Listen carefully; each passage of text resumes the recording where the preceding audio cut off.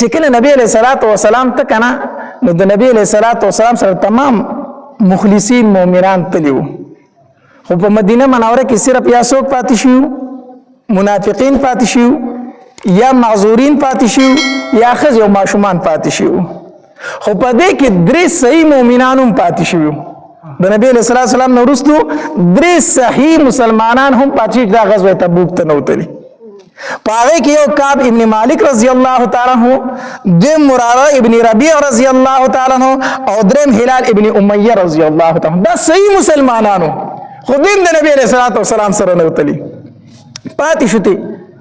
دا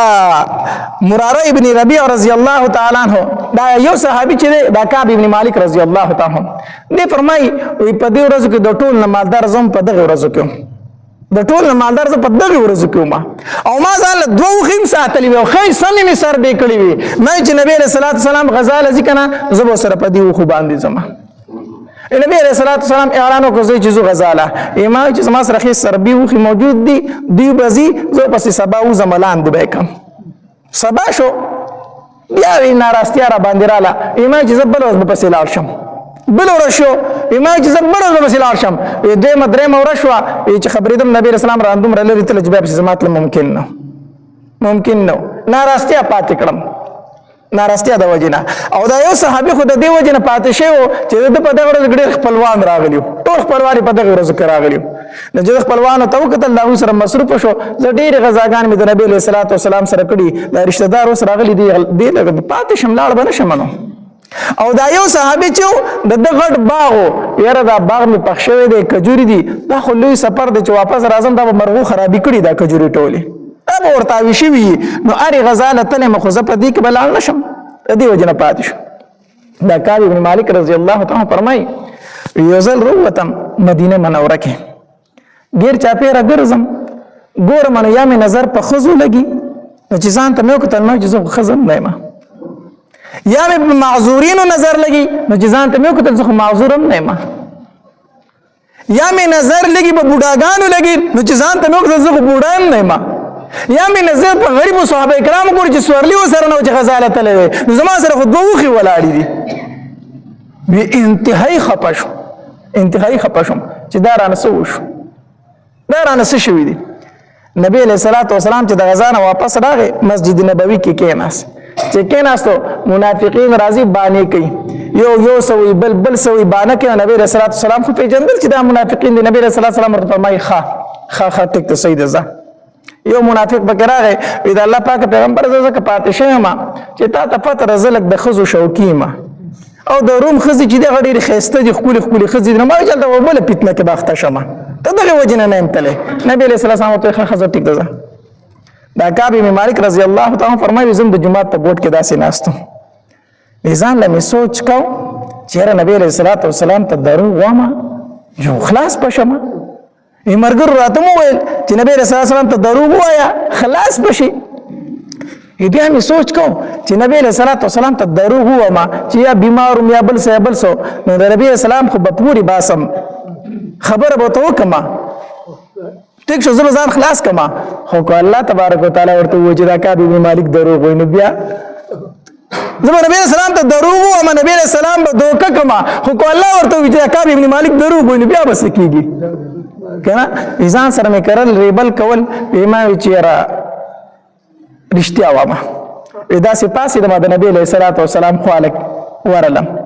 نبي علیه الصلاة والسلام چې ما ته داسې وکتل موسکی شو خو موسکی شو خو د خفګان موسکای وه خفګان موسکا وه بیا رانه مخ داسې واړو ما ورته چې د الله پاکه پیغمبره زما د الله په ذات باندې قسم زه رښتینی مسلمان یم زه صحیح مسلمان یم د الله پاکه پیغمبره ما منافق نه حسابوه نبی علیه الصلاة والسلام راته وفرمایل چې ستا سره چې هغه دوه اوښې وي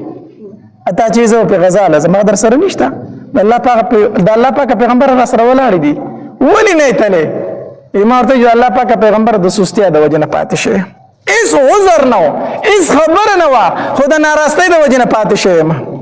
نبي علیه الصلاة والسلام راته وفرمیل چې زه ستا معامله زه په الله پرېږدم زه ستا معامله په الله باندې پرېږدم راپاڅېدم د نبي علیه الصلاة والسلام نه خفه یم سخت خفه یم چې بار ته ووتم تپوس مې وکړو چې زما په شانتي کار د بل چا سره هم شوی دی. صحابه کرام راته وفرمایل چې او استاد به ملګري نور هم شته، هلال ابن امیه او مراره ابن ربیع هم ستا په شان دي، هغې ماسې پاتې شوي دي. زړه ته مې لږه تسلي راله، ما چې زه خو ډېر زیات کمزور یم، خو بدري صحابه کرام دي، اخو بدري صحابه کرام دي، خیر دی که زه کمزور یم. زړه ته مې لږه تسلي راله. وروتم بار ته نبی علیه السلام چې تېرې شوې، نبی علیه السلام وفرمایل چې د دې دریو صحابه کرامو سره به څوک خبرې نه کوئ، هېڅوک په سره خبرې نه کوئ، سلام به پرې نه اچوئ، او که سلام یې در باندې واچو جواب به ولې نه ورکوئ. جومات ته رالمه، په نبی علیه السلام مې سلام ور واچو، نبی علیه السلام جواب رانه کړو، صحابه کرامو راله جواب رانه کړو. داسې کېناستم، نبی علیه السلام ته داسې وګورم، نو نبی علیه السلام رانه مخ واړی، نبی علیه السلام رانه مخ واړی. چې بیا زه داسې کېنم نو چې زما بل طرف ته خیال شي نو دا نبی علیه السلام ما ته ګوري، زه پر سترګو کې ساتم، نو چې زه اخوا ګورم ما ته نبی علیه السلام ګوري، خو چې زه نبی علیه السلام ته مخ واړم نو نبی علیه السلام زما نه مخ واړی. په مانځه باندې ودرېدم، مانځه کې مې داسې په دې سترګې په دې ګوټ کې نبی علیه السلام ته به کتل، نبی علیه السلام به ما ته کتل، خو چې پوه به را باندې شوی نبی علیه السلام به رانه مخ واړه. سخت خفه ومه، بار ته ووتم، په صحابه کرامو مې سلام واچو، صحابه کرامو راله د سلام جواب رانه کړو، ډېر سخت خفه شومه. د تره زوی مو ابو قتاده رضی الله تعالی عنه، د هغه کور ته لاړم، ما په ابو قتاده باندې سلام په کور کې ور واچو، هغه رالم جواب رانه کړو. ما ورته ویل چې ابو قتاده زه مسلمان نه یم، زه د الله او د الله د رسول سره مینه نه لرم. یا خاموشه دی، ما ته څه نه وایي. ما ورته ویل چې ابو قتاده زه د الله او د الله د رسول سره مینه نه لرم، بیا خاموشه دی. په درېیم ځل مې ورته ویل چې ابو قتاده تا ته وایم، د تره زویه تا ته وایم، زه د نبي علیه السلام سره مینه نه لرم، زه د الله سره مینه نه لرم. هغه راته دقه شانتې په جواب کوي چې ما ته څه پته ده چې ته د الله د الله رسول سره مینه لري او که نه لري. او چې دا خبره مې واورېده که نه، سترګو نه مې اوښکې روانې شوې چې خلکو خو زما په ایمان هم شک دی، اوس خو زما په ایمان کې د خلکو شک پیدا شو چې دا مسلمان دی او که نه دی. سهار له بازار ته ووتم، په بازار کې ګرځم، یو ته ګورم بل ته ګورم چې ما ته به څوک آواز وکړي، خو زما سره چې کوم سړی راته ګوري نظر رانه اړوي، ځکه نبي علیه السلام حکم کړی کنه چې خبرې ورسره مه کوئ. په بازار کې روان یم، هلته کې یو عیسایي و، تجارت له راغلی و، د نجران عیسایي و. هغه آواز وکړو، داسې چا نه تپوس وکړو چې کعب ابن مالک څوک دی؟ وی ته ورته اشاره وکړه دا پورې چې روان دی دا کعب ابن مالک دی. ما له خوا راغی، په لاس کې راله داسې یو خط راکړی، ما ورته چې دا څه دي؟ وی چې دا د شام د بادشاه خط ته تا ته رالیږلی دی. ما چې د شام بادشاه ما ته خط څه دي پکې؟ چې کور ته لاړم، خط مې کولو کو، هغه راته خط رالیږلی و، په خط کې دا لیکلي و چې ای کعب ابن مالکه، زه خبر شوی وم چې ستاسو پیغمبر په تاسو ډېر ظلمونه کوي او ستا سره ډېر زیاتې راغستې دی، راشه عیشه زموږ دروازې تا ته کولو دي، راشه عیسایشه او زمونږ ملک ته راشه چې ته خپل عزت وینې، ستاسو بادشاه په تاسو ډېر ظلمونه کوي. چې خط مې ولیدو، هغه مې څیرې کړو، اور ته مې ور واچو او په چغو مې وجړل چې الله زه دې حالت ته راورسېدم چې عیسایانو زما نه تمه پیدا شوه.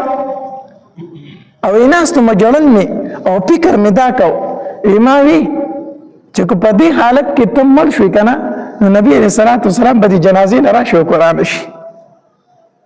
او الله دې نه کي کو چېرته په دې حالت کې نبي علیه السلام وفات شو، نو بیا خو به زه مرګه پورې زما سره څوک خبرې ونه کړي.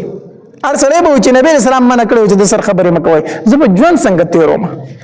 زه به ژوند بیا څنګه تېروم. دې کې بیا نبي علیه السلام دا حکم هم وکړو، دې دریو صحابه کرامو پسې سوال جواب ولیکه چې د بیبیانو نه جدا شي، دوی د بیبیانو نه جدا شي. کعب ابن مالک پسې سړی راغی، نبی علیه السلام فرمایي چې د بیبي نه جدا شه. وی طلاق ورکړم؟ وی نه، طلاق مه ورکوه، خو نور تعلق ورسره نه ساتي، جدا دې شه. وی ټیک ده. دا نور دو صحابه کرام چې دا بوډاګانو، دوی بوډاګانو د دوی بیبیانې راغلي نبی علیه السلام را، وی د الله پاکه پیغمبره زمونږ خاوندان خو بوډاګان دي،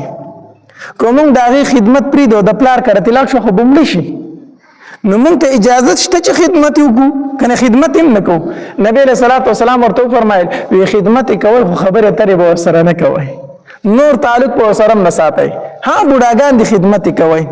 کعب ابن مالک وی زما خزه چې خبر شي ماته چې زمزم چې د نبی رسول الله سلام نه اجازه وغواړم چې زم د خپل خاون خدمت کول شم ماته چې بالکل بنسي هغه بوډاګان دي ځوان یم زه د پلار کړ زما ته حاجت نشته ده زه د پلار کرا زما ستا تعلق ختم تر څو چې نبی رسول الله فرمایلی نه او زما خدمت ته ضرورت نشته زه خپل خدمت په خپل کول شم خزمن د پلار کړولې ګلا په کور کې بالکل یوازې ناسمه او سحر ټیم او بالکل سحر وختي بره کوټې ته ختم او داسې ناسمه سوچ کوم چې د الله څخه کار دی چې زما توبه قبلې الله زما ته څه ضرورت دی ضرورت خو زما الله ته دی زه جهاد لنه تل نه پرمانی مې کړی دا الله ما ته څه ضرورت لري چې زما دعا به قبلې په دې خفګان کې ناسمه چې زه دغه شان د دنیا نظم مار به سلام خپ پاتې کیږي دا سوچ مې کو په دې سوچونو کې ناسم وینا صاحب یو आवाज کو یا کابو ابشر یا کعب ابن مالک ابشر اے کعب ابن مالک زیر می در باندې زیر می در باندې ځکه چې بالکل سحر وختي چې په نبی رسول الله د آیاتونه نازل شو وعلى الثلاثه الذين خلفوا حتى اذا ضاقت عليهم الارض بما رحبت وضاقت عليهم انفسهم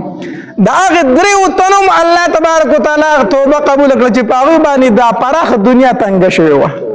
پرخ دنیا پس شوی و تنگ شوی و 500 ورځې پس د هغه د توبه قبول شو د آیتونو الله تبارک وتعالى نازل کړو نبی رسول الله او فرمایل ویلار شي پکاب ابن مالک باندې زیره وکي زه په کوټه باندې ناستم جبل سلع ورته ویل شي د هغه طرف نه आवाज وشو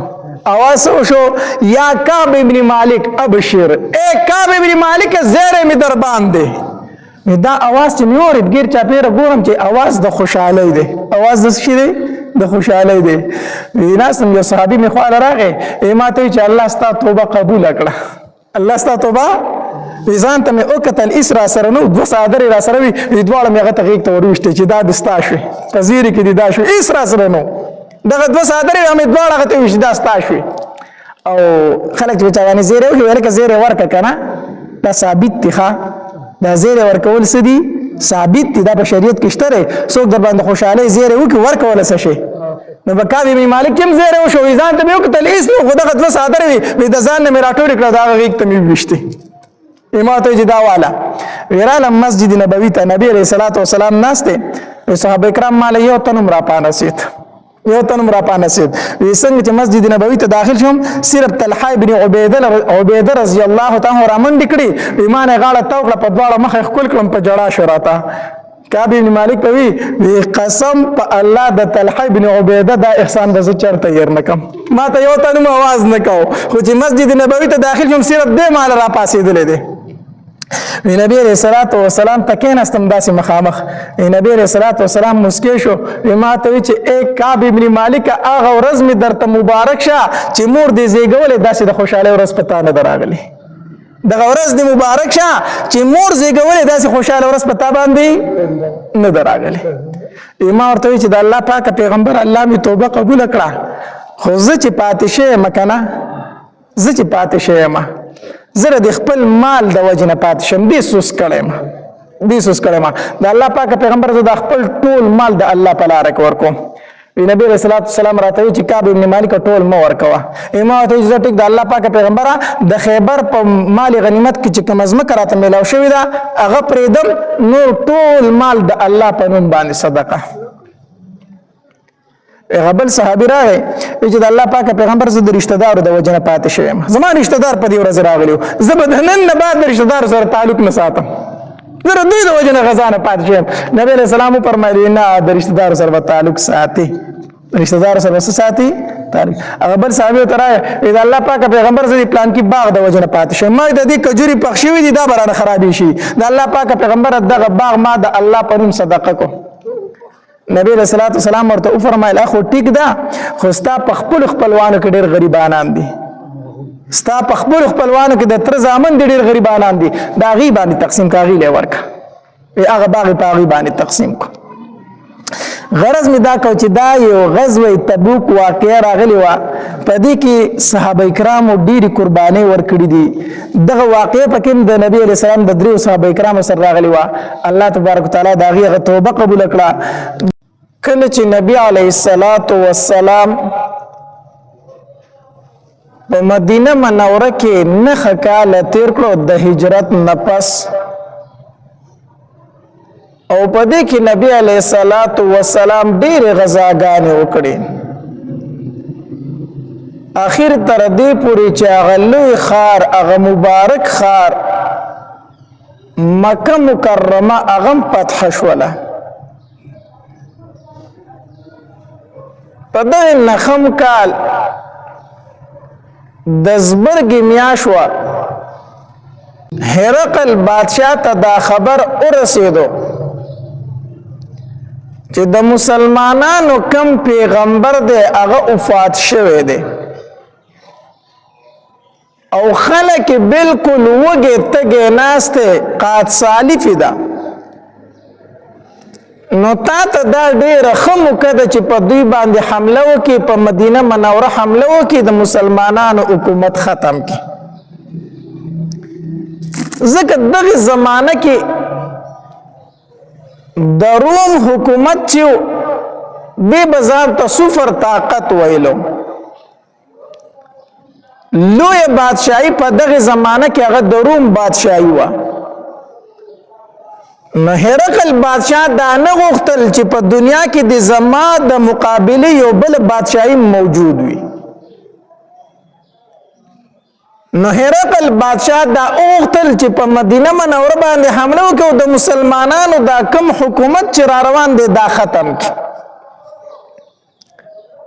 نو چې کله دې خبر شو چې د مسلمانانو پیغمبر وفات شوی دا ورته یو دروغ خبر رسېدلی و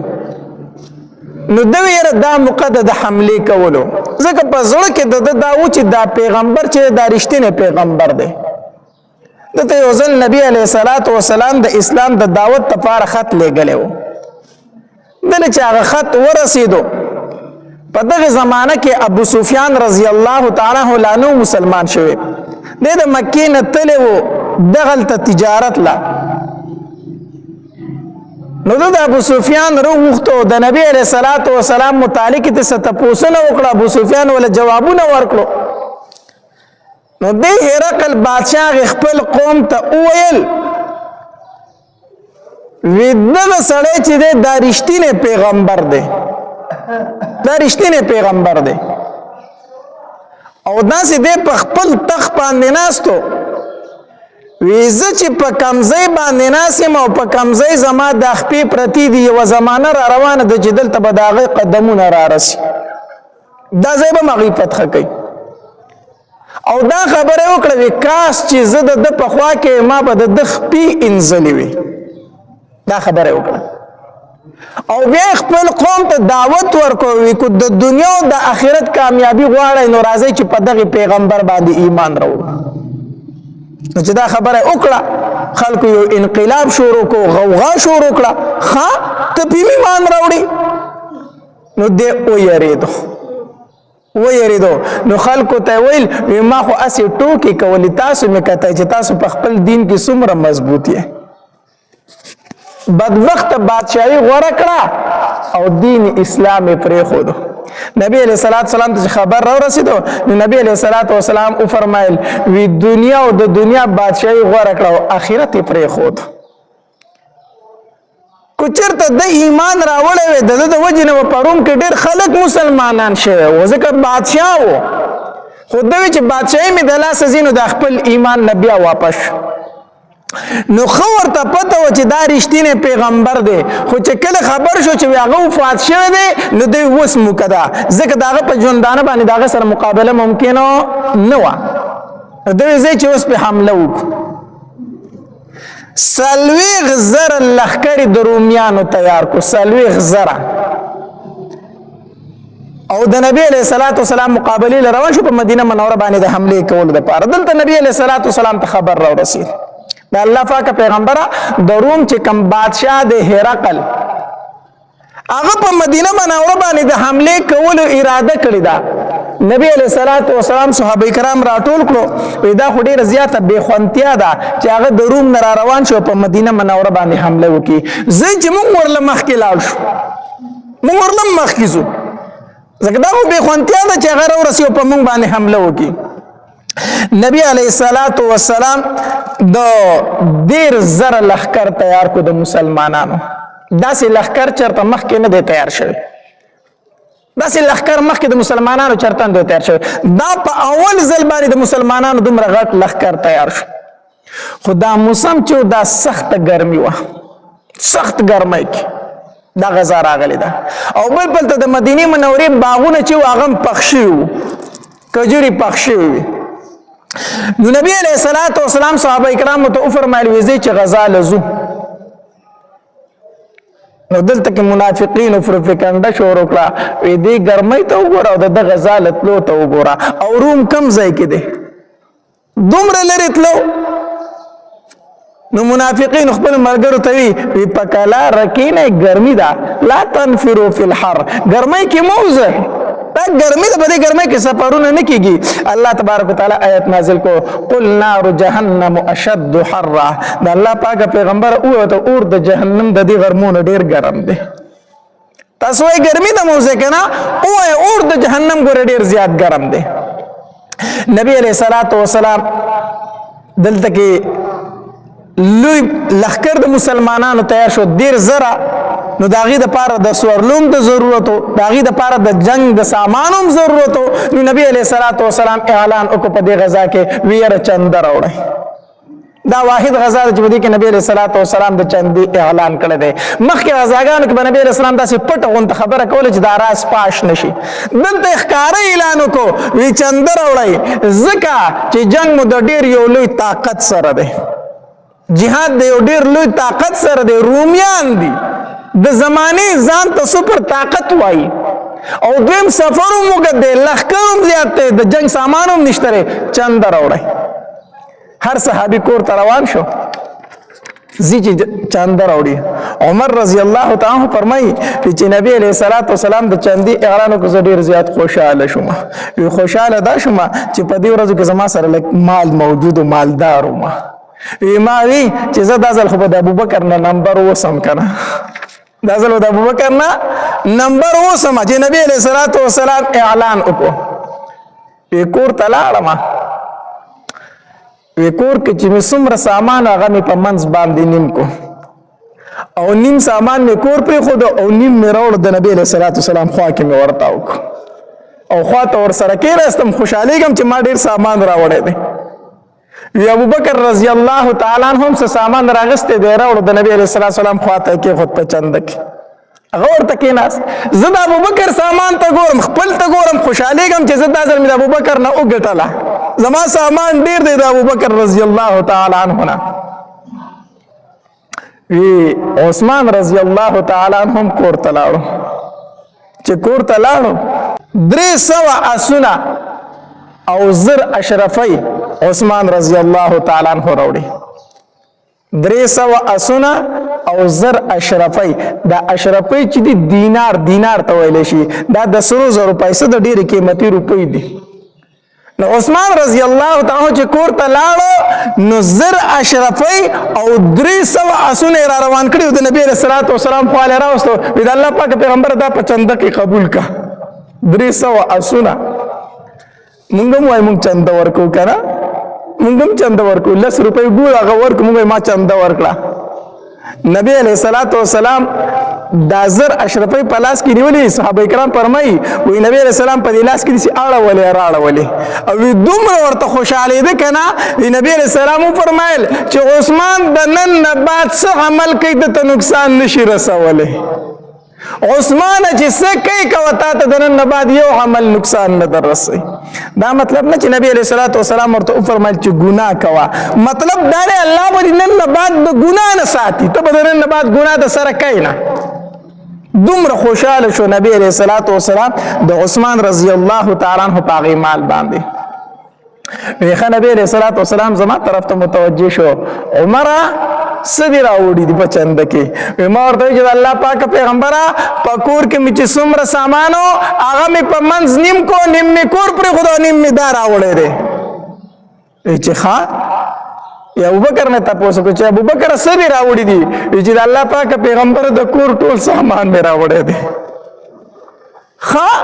کور کې څو هغه هر څه راوړي دي وی او وی ابوبکر په کور کې دي بچو ته سپریخي دي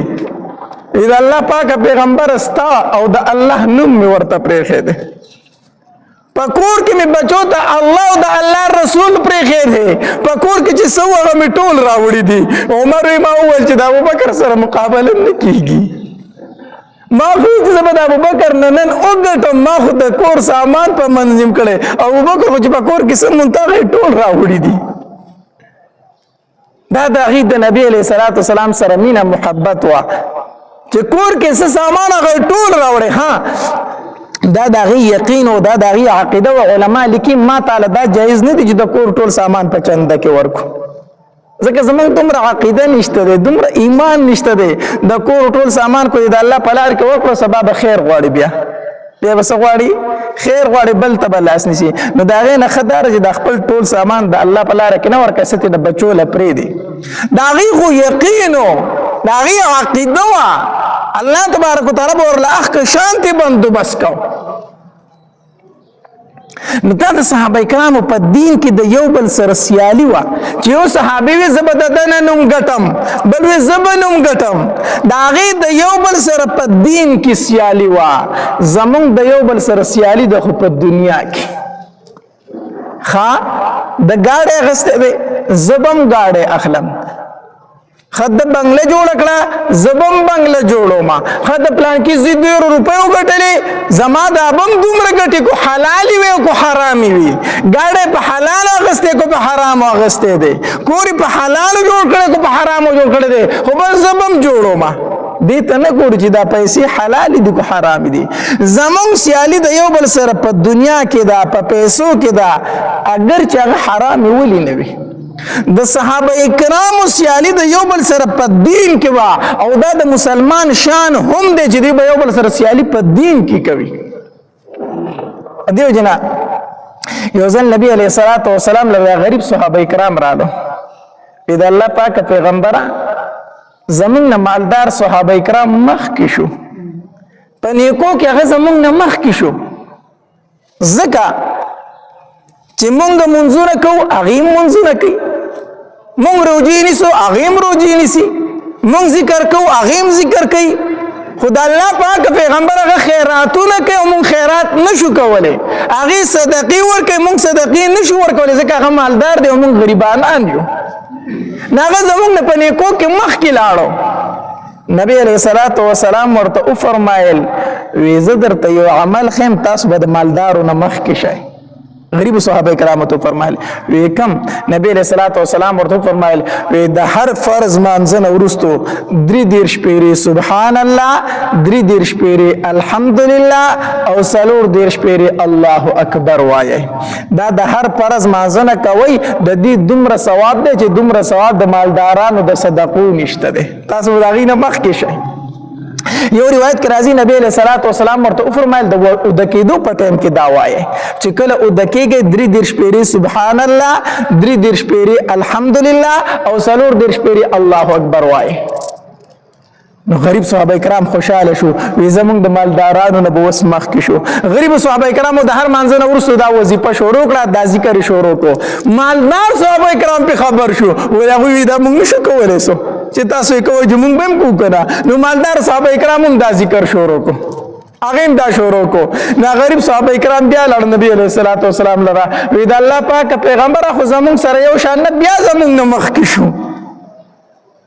زکه چې دا کم ذکر مونږ کو دا خو غیم شروع کو نو هغه خو صدقې ورکي زکاتونه ورکي خیراتونه کوي نو دا غي ثواب خو بیا جدا ده خو بیا زمونږ نه مخ کې لاړو نو نبی علیہ الصلوۃ والسلام فرمایي په دې کې مونږ وسنه شو ویلې ذالک فضل الله یؤتیه من یشاء دا خو د الله فضل دی نه وي ته ورکړي نو اوس په کې څه وامه اوس به کې څه وامه دا خو الله غي له مالداري ورکړي دا خو د الله فضل دی نو چې دا غي له ورکړي دی نو د صحابه کرامو د یو بل سره سیالي د دین کارونه کې وا پنیکو کې وا دا ذکر می درته خو دا ذکر تاسو کوی هر مانځ پسې ورستو 3 پیری سبحان الله 3 پیری الحمدلله 4 پیری الله اکبر دا سو تسبیحات شو سل تسبیحات شو کنه دا سل تسبیحات شو او منځونه په ورځ کې سودی 5 نو دا تسبیحات د ورځې سو زله شو 1500 نو 1500 او الله تبارک وتعالى د یوې نیکی بدله پسو ورکي په لس باندې الله تبارک وتعالى یو نیکی بدلی د مسلمان په لسو باندې نو چې 500 له 500 له په لسو کې ضرب ورکې نو څو نه جوړیږي 15000 کنه 15000 ته نه جوړیږي نو د ورځې 15000 تسبیحات چې په هر مانځ پسې ته دا وایي د دې وجه نزل نبی علیہ الصلوۃ والسلام فرمایل وی چې کله دا تسبیحات تاسو د هر مانځ وروسته کوي نو دا 15000 تسبیحات شو نو پتا سو کې داسې سوچتره چې 15000 ګناونه د ورځې وکي 15000 ګناه سو کولی شي نشي کولای نو هر مانځ پسې دا تسبیحات وایي دا 15000 نه کوي دي نو 15000 ګناه یو انسان نشي کولای نو نیکی دی په ګناونو باندې څه شولې زیاتې شوې چې هر مانځه پسې وروسته دا تسبیحات وایي نو پکار دا چې هر فرض مانځه پسې مونږ دا تسبیحات وایو د کېدو په ټیم کې هم وایو نو عمر رضی الله تعالی عنہ فرمای بی ابو بکر را بیا دلته مخ کې شو نو ماوی چې د ابو بکر مقابله ګرانه ده نبی علیہ الصلوۃ والسلام د زبرګ میاشوا 5 تاریخ او تبوک په طرف باندې روان شو او 10000 لخر ور سره ده په دې کې صحابه کرام رالو او نبی علیہ الصلوۃ والسلام ته فرمایل پیدا الله پاک پیغمبر مونږ له سوړلې راک چې مونږ در سره jihad لاو شو غریب صحابه کرام مونږ لم اسنا او خان سخر پکار دي چې مونږ په سوار شو استاد سره مرګ شو غزال لاو شو نبی علیہ الصلوۃ والسلام ورته فرمایل ما سره خو څه شي نشته چې زتا سره درکمه هغه صحابه کرام د هغه ځای نه په جړه باندې روان شو جړلې چې موږ د نبی رسول الله نه پاتې کیږو نبی رسول الله غزال روان دي الله تبارک وتعالى آیاتونه نازل کړو ولا على الذين اذا ما اتوك لتحملهم قلت لا اجد ما احملكم عليه تولوا واعينهم تفيض من الدمع حزنا الا يجدوا ما ينفقون دسترګونه وښ کې بيدې واپس روانو جړلې چې موږ نبی علیہ الصلوۃ والسلام نه د غزا نه پاتې کیږو ټول مسلمانان غزا لاړو مدینه منوره کې صرف یا څوک پاتې شو ضعیفان بوډاګان پاتې شو یا معذور پاتې شو یا خزي پاتې شو یا منافقین پاتې شو یا د غریب صحابه کرام پاتې شو غریب صحابه کرام او نبی علیہ الصلوۃ والسلام چې کله روانې دو نو علی رضی الله تعالی عنہ ته فرمایل ته پاتې شه ته به د کورونو خیال ساتي ته بس ساتي د کورونو خیال ساتي خپل نائب وګرځوي ته پاتې شته موږ سره مزه چې نبی رسول الله والسلام روانې دو علي رضی الله تعالی عنہ ورته فرمایي د الله پاک پیغمبر ته ما د خزو د بچو سره پریدي ته په مدینه کې ما د زنانو سره پریدي او د ماشومان سره به پریو په خپل را نزي علي رضی الله تعالی خفه شو نو نبی علیہ الصلوۃ والسلام ورته فرمایل وی اے علي خو خدینه دا چې ته زما د پاره داسې شي لکه څنګه چې هارون د موسی علیہ الصلوۃ والسلام د پاره وو څنګه چې هارون د موسی علیہ الصلوۃ والسلام د پاره نو خو خدینه ته چې داسې ته زما د پاره شي خو زمانه ورستو بل پیغمبر راتلونکي نشته ده په دې باندې علي رضی الله تعالی عنہ ډیر زیات خوشاله شو علي رضی الله تعالی عنہ پاتې شو او نبی رسول الله د صحابه کرام سره روان شو چې کله روان شو ابو ذر رضی الله تعالی عنہ فرمایي دا یو مشر صحابي دی ابو ذر غفاری رضی الله تعالی عنہ دیو چې نبی رسول الله سلام روان شو زما سره خو هوا ډیر ټاپټی پوا کمزور و ما وی چیر دا خو د دومره د اوږد سفر نه ده خو د دوی ورځې بوله لږ خوراک ورکړم دا به لکه سربشي لږ طاقت به پکې راشي بیا په نبي علیه الصلاة والسلام پسې روان شم وی زه پاتې شوم چې پاتې شوم وی ګیاګانې مې راوړي خوراکونه مې راوړه اوښې ته مې اچول وی یو دوه ورځې تېرې شوې خو په اوښه کې هېڅ فرق رانغی اوس فرق پکې رانغی وی ما چېرې دا خو نه سربېږي اوښه مې پرېښوده پیدل روان شوم په نبي علیه الصلاة والسلام پسې منډه منډه منډه وي حتی تر دې پورې چې په یو ځای کې مې نبي علیه السلام او صحابه کرام ورسول چې مې رسول نبی علیه الصلاة والسلام چې زه ولیدم ډېر زیات خوشحاله شو ابو ذر ته څنګه رالې د الله پاک پیغمبر پیدل رالم پیدل موږ ته ځان راورساو او نبی علیه السلام موسکی شو چې ابو ذر موږ پسې یوازې رالې موږ پسې یوازې رالې خو د دنیا نه به م یوازې ځې ګورې یوه ما پسې یوازې رالې او د دنیا نه به م یوازې ځې او د الله تبارک وتعالی ته به هم یوازې پاسې چې دا راته وویل بهرحال بیا دغه شانتې وشوله هم ابو ذر غفاری رضی الله تعالی په سفر باندې روانو ربزه مقام ورته وی الته کې بیمار شو الته کې وفات شو هیڅوک نو بالکل یوازې وفات شو حتی در دې پورې دومره څوک نو چې کفن دفن کړي وي بیا څه ټیم بعد عثمان غنی رضی الله تعالی راغی چې ویلی دو نو بیا په جنازه وکړه الته دفن کو الته دفن کو نو فاطمه تک شانتی یوازې بیا بالکل زه سره د هغه ځای نه مرګري شم روان شوم ویتلو په لار باندې بیا هغه د سمودیانو کندرات رالو سمودیانو کندرات رالو چې الته څنګه ورسېدل نبی علیہ الصلوۃ والسلام سر مبارک کته کو د الله تبارک وتعالى ذکر شروع کو استغفار شروع کو صحابه کرام ته فرمایل وې د دې ځای په منډه باندې تیرېږي دې ځای په منډه باندې تیرېږي او دې ځای کې وبم ګورې نسکه دا فرمایل نبی علیہ الصلوۃ والسلام او په انتهایی عجز باندې روان دي سر ښکته نیولې وې ځکه دا هغه مقام دی چې دلته د الله عذاب راغلی دی دا هغه مقام دی چې دلته نافرمانه خلق الله د دنیا نه پناه کړی دی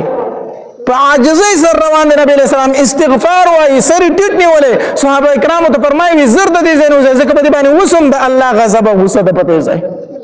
زر تیرې گئے خو ډېره لویه مجموعه ډېر زره کسانو نو د نبی علیہ السلام اواز هر چا وانه اورېدو وی دلته به اوبه موبه هم نسکئ اوبه به نسکئ نو د اواز خو ټولو کسانو وانه اورېدو بعضې کسانو د هغې نه لږې اوبه موسکلي بعضو پکې اوړه واغږل اوړه یې ځان له تیار کړو ډوډو موړو دپاره اوړه یې په هغې اوبو باندې واغږل بیا چې نبي علیه صلات وسلام خبر شو وی د الله پاکه پیغمبر بعضې کسانو تی اوړه غږلي په هغې اوبو باندې نبي علیه السلام وفرمایل دغه ډوډۍ مې استعمالوي دا اوښانو له ورکئ دا اوښانو له ورکئ په دې زمانې زر تېرېږئ اوس هم علما لیکي چې په کم مقام باندې عذاب راغلی د الله نافرمان خلک پکې تېر شوی دغلته مه ورځه دغلته مه ورځه الله دې زموږ په حال رحم وکړي مونږ وایو دا کندرات دي دا آثار قدیمه دي چکر له وله لاړ شي هلته کې د الله نافرمانۍ کوي هلته داسې ښځې ګرځي چې په نیمو جامو کې ګرځي هلته موږ د سیل ځای رخ کړی موږ د چکر ځای رخ کړی دې ته نه ګورو چې دا کندرات د چا نه پاتې شوي دي دا ولې پاتې شوي دي دا هغه خلکو چې د الله نافرمان او د الله عذاب پرې راغلی دی هلته کې لاړ شه د الله نه ویرېږه عبرت حاصل کا دا نافرمان خلکو الله ته مخ د ځمکې وزګار کړی دی استغفار ووایه الله ته په جړا شه په دغې ځای کې موږ ته د سیل او د چکر ځای رخ کړی داسې ده که نه ده بلکې حکومت په ټیکس مقرر کړی چې زی ورته په دروازه کې پیسې واخلي وي دوره پیسې راکړه لاړ شه ځان له پکې پټوان مټوان وباسه وګرځه چکر وخه چکر نه عبرت حاصل کړه لاړ شه دا عبرت حاصلولو ځای دی نو داسې ځای ته به چکر له نه ځي کو ځي نو عبرت له ورشه په منډه ترې وځه بیا ایسارېږه پکې مه نو د سمودیانو په هغې ځایونو باندې نبي علیه الصلاة وسلام ورغی چې لږ مخکې لاړو صحابه کرامو ته وفرمایل وی د الله پاکه پیغمبره تږي شوي یو څاروي هم تږي شوي دي اوبه نشته د څه وکړو نبي علیه الصلاة وسلام ورته وفرمایل وی دلته کې یوه چینه ده خو هغې چینې ته چې ورسئ اوبه به ترې نسکئ اوبه به ترې نسکئ وی صحیح ده هغې چینې له چې ورسېدل صحابه کرام وکتل بیا کې اوبه شته دی نه نو هغې نه خو داسې یو ساس کې غونته روزي اوبه پکې شته نه د الله پاکه پیغمبر ته وفرمایل چې اوبه ترې مسکه په هغې کې اوبه شته دی نه مونږ ته څه وڅکو نبي علیه صلات وسلام وفرمایل دغه لږې اوبه ترې ماله راوړئ دغه معمولي اوبه ترې ماله راوړئ وی ټیک ده بس صحابه کرامو ته په لوښي کې لږې غونته اوبه راواغستې او هغې نبي علیه صلات وسلام له راوړئ چې نبي علیه صلات وسلام راوړي نبي علیه السلام پکې خپلې لاړې مبارکې تو کړې هغې اوبو کې وی لاړ شئ دا اوبه واپس په دې چینه کې توی کړئ واپس په چینه کې واړوي صحابه کرام هغه اوبه واغستې واپس یې په هغې چینه کې واړولې نبي علیه السلام یې لږ صبر وکړئ لږ صبر چې لږ صبر وکړو چینه داسې روانه شو داسې روانه لکه د اوبو لښتې چې بهیږي داسې روانه شوه نبي علیه السلام وفرمایل په خپله ترې وبس کړئ خپل څاروي پرې اوبه کړئ هلته کې خوا کې نبي علیه الصلاة وسلام یو صحابي نبي علیه الصلاة وسلام ورته وفرمایل ای زما صحابي یو وخت به راشي چې د دې چینې نه به دلته دا ټول علاقه شنه وي دلته به لوی لوی باغات جوړ شي او صحابه کرام فرمایي موږ په خپلو سترګو ولیدل چې هغه علاقه کې بیا باغات جوړ شو هغې چینې د وجې نه بهرحال نبي علیه الصلاة وسلام تبوک مقام ته ورسېدو الته پړاو واچو خو مقابله لا هرقل بادشاہ رانغه ځکه هرقل بادشاہ بیا خبر شو چې دا خبر دروغ دی چې مسلمانانو پیغمبر وفات شوی دی دا دروغ دی نو هغه بیا رانغه وی د پیغمبر سره مقابله نه کیږي هغه دا غزنه واپس تختیدل واپس تلو نبی علیہ الصلوۃ والسلام ال تشل رضی تیر کړي مقابله له سوکرانو نبی علیہ السلام فرمایل چې دوی نه راځي نو موږ پسیم نه ورځو پرې دوی موږ رالو خو پیدا سو شولا فائدہ دا وشو چې ال تک غیر چاپیر چې کم قبایل فاتح کړو خلق فاتح کړو په هغه باندې مسلمانانو یو رو پریوت د مسلمانانو یو یاره پریوتا چې دا خو ډیر زورور دي د زمانه غ سفر طاقت چې ځان ته وی روم پاغي پس راغلي دی هغه ته نو تختیدل هغه ته تختیدل نو هغه خلک چې هغه ټول مسلمانان شو غیر چابر چې کوم قبایل ډیر خلک مسلمانان شو او نبی علیہ الصلوۃ والسلام د هغه زینا واپس راغې مدینه منورې ته داسې بیانات او واقعات اوریدلو لپاره ماجد اسلامیک سټوډیو 11 چینل سبسکرایب کړئ घंटे वाला निशान क्लिक کړئ چې همیشه د مولانا هاشمي صاحب په आवाज باندې داسې بیانات او واقعات تاسو محله راځي کمنټس کې سبحان الله ماشاءالله الحمدلله ولیکئ او خپلو ملګرو سره یې د ثواب په نیت باندې شیر هم کړئ والسلام